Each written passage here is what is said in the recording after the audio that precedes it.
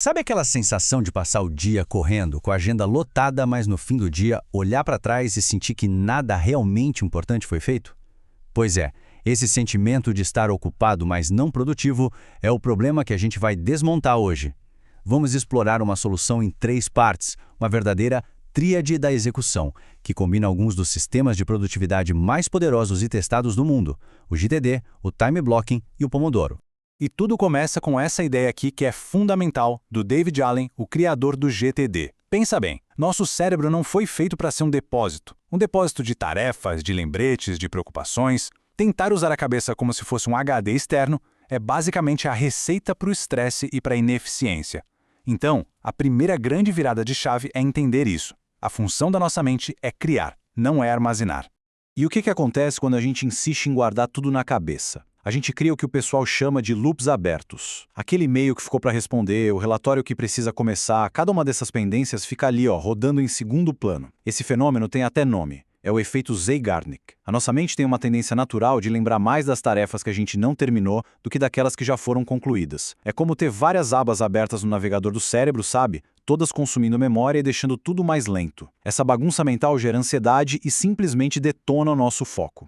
E é exatamente aqui que entra a primeira peça da nossa tríade, o GTD ou Getting Things Done. O melhor jeito de pensar nele é como se fosse o sistema operacional da produtividade. A função do GTD é bem clara: criar um cérebro externo, ou seja, um sistema confiável, fora da mente, para capturar e organizar absolutamente tudo. E com isso, liberar os nossos recursos mentais para o que eles fazem de melhor: pensar e criar. O GTD funciona num ciclo de 5 etapas muito bem definidas. Primeiro, a gente precisa capturar tudo o que tem a nossa atenção. Depois, esclarecer o que cada item significa, o que precisa ser feito a respeito. Em seguida, organizar esses itens nos lugares certos. O quarto passo, que é crucial, é refletir sobre o sistema com frequência.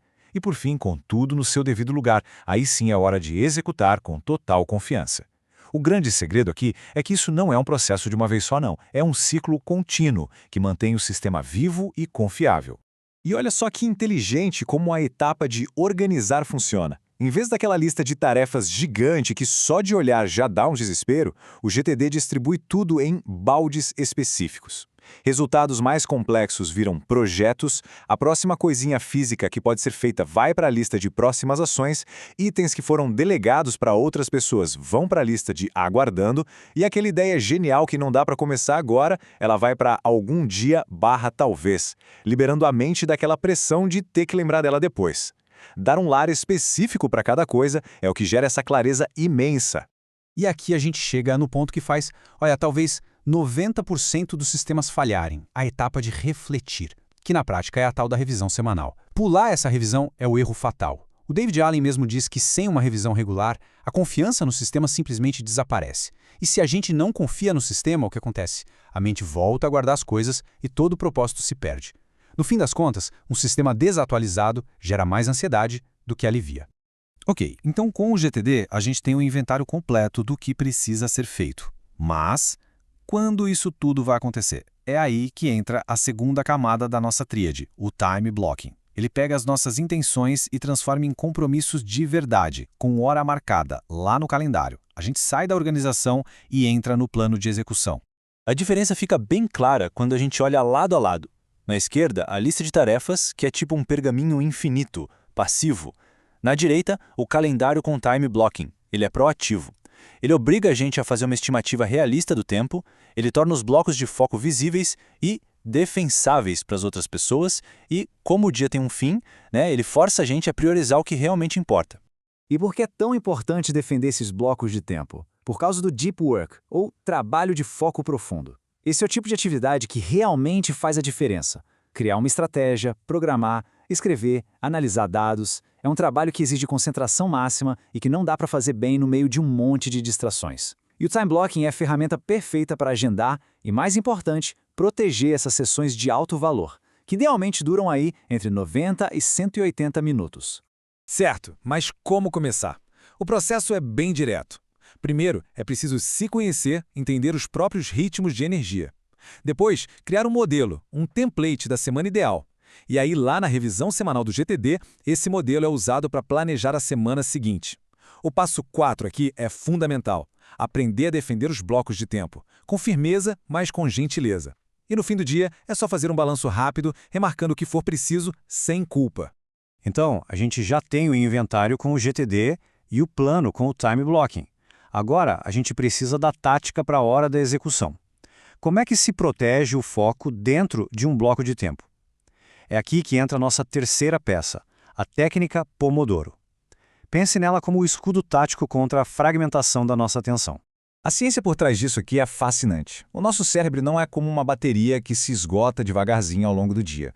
É mais parecido com um músculo que precisa de repetições e descanso. Ele opera no que a gente chama de ciclos ultradianos. São sprints de 90 a 120 minutos de alta energia, seguidos por uma necessidade de recuperação de uns 20 minutos. Ou seja, trabalhar em blocos curtos não é uma limitação. É simplesmente alinhar nosso trabalho com a nossa própria biologia.